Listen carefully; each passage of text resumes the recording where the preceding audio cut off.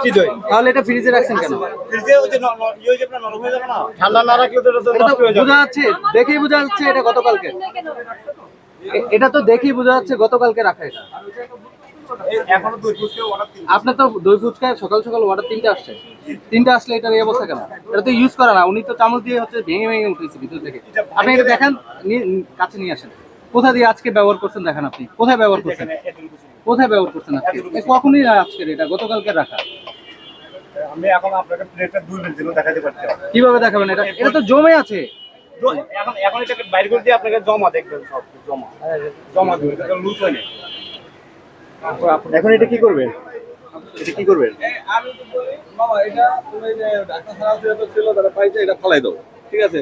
আর ডাকনা ছাড়া তুমি রাখো না। আমি বারবার বলছি তুমি ডাকনা ছাড়া রাখবা মানে না। খাওয়ার জিনিস ফেলবেন কেন? না, এটা তো ডাকনা ছাড়া আমাদের ভুল, আমরা বলছি উনি ঠিক আছে। উনি বলছে যে কিছুক্ষণ আগে ব্যবহার করছে, তাহলে এটা ফেলবে কেন?